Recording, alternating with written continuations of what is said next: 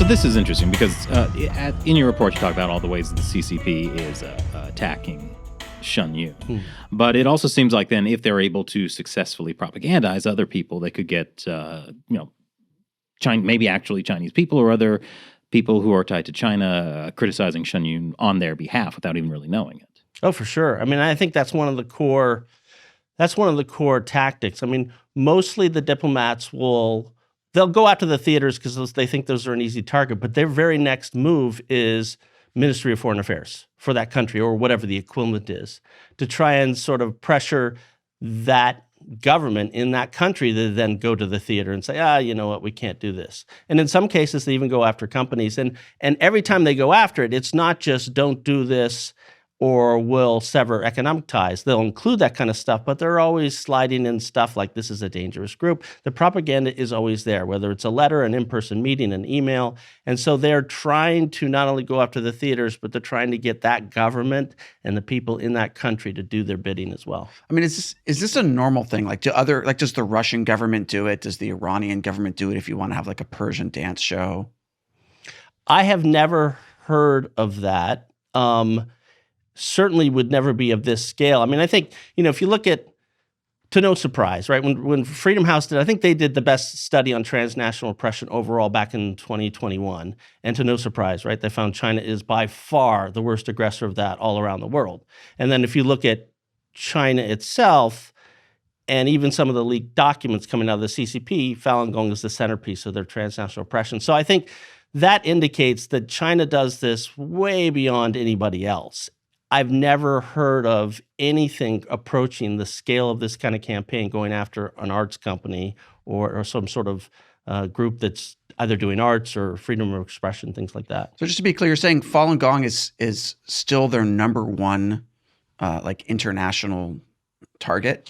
It's high priority. We know that for sure. I mean, some of the documents that we see, actually, it's interesting in recent years, for years they've been silent about this. When they first started with the persecution, it was very sort of overt, kind of Cultural Revolution style propaganda. And then around 2003, right, they go silent. Everything goes quiet because they want everything to go underground.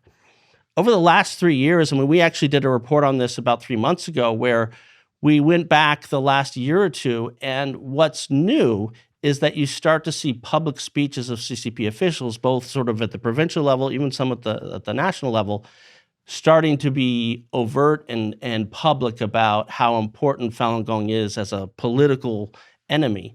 And so they're starting to be very public about that. And then if you look at, again, we get CCP leaked documents every once in a while. They specifically call out Falun Gong as one of the top priorities internationally. And as part of that, Shen Yun is an important aspect of that. Yeah. Do they say what their other priority targets are? The usual, Taiwan, Hong Kong. You get some of that mixed in. But Falun Gong it's interesting how they spell out also the detail about, they actually describe strategically dividing Falun Gong, separating them from would-be allies internationally. I assume they mean our government officials here that support us and things of that nature. So they're pretty specific. Why do you think this is happening with the overt mentions of, because I would say that if you look at kind of what people think about the human rights landscape in relation to China, Falun Gong isn't top of mind for many rights organizations. Really the last 5 or 6 years, it's been the Uyghurs and what's happening in Xinjiang that's getting a lot of Western attention. So why do you think that this is, if the CCP wanted to have their repression of Falun Gong kind of, disappear in the eyes of the Western public, they've essentially succeeded in many ways, right? So why do you think this is coming up again? I actually think they're doing this because they're losing.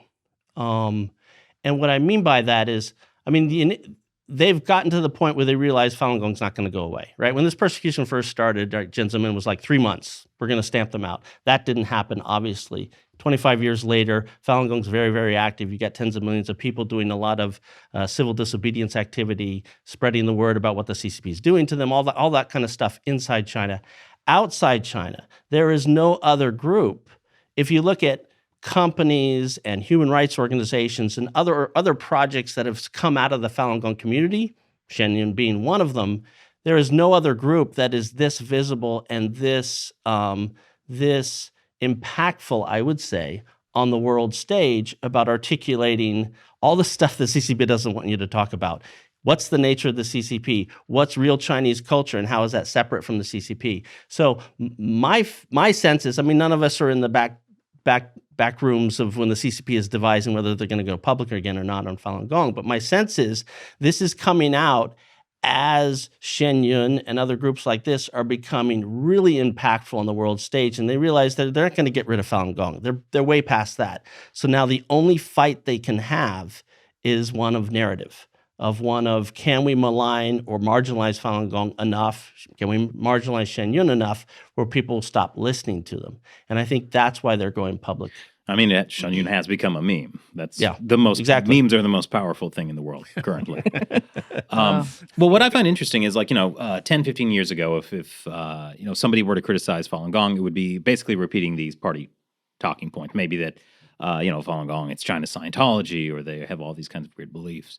But lately, because of a lot of other media attacks on Falun Gong linked media like the Epoch Times, the criticism is Falun Gong is far right. They like Trump. And I mean, I don't think there's anything more evil in the world than liking Trump. So, I mean, how is this attack factoring in on, because I'm sure the party loves the idea that Western media are attacking Falun Gong and Shen Yun. Yeah, I mean, I as I was going through all the different, so one thing Shen Yun did is they gave us all, Shen Yun itself, and actually one of the Shen Yun presenters in Washington, D.C. has been gathering these cases for years. And sort of we went through all those as part of making this report. And one of the things I noticed just 2 weeks ago, there was there's sometimes the CCP will organize protesters, sometimes paying them, oftentimes paying them outside a theater where Shen Yun is performing. That's common. How much do they pay? I think you're making more here. I think. Okay. We'll talk later. So, 2 or 3 weeks ago, there was a little protest outside a show, I think down in Florida, and it was a bunch of all American college kids.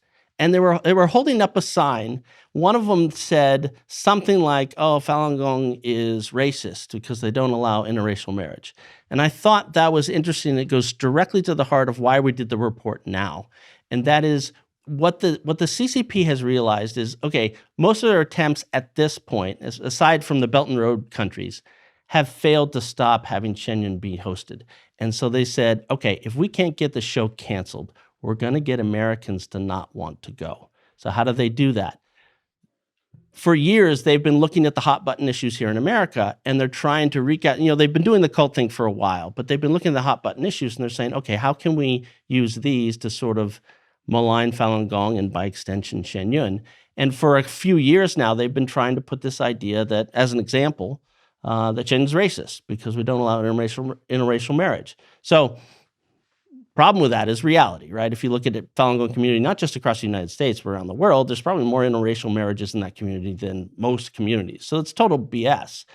But they don't care about that. But they're banking on the fact that Falun Gong is a foreign word, Shen Yun's a foreign word, racism's a hot button issue. Let's put this out there. And that's sort of to gain traction. And it was interesting to see those college kids there. They're holding up a sign that's clearly a blatant lie, but they believe it.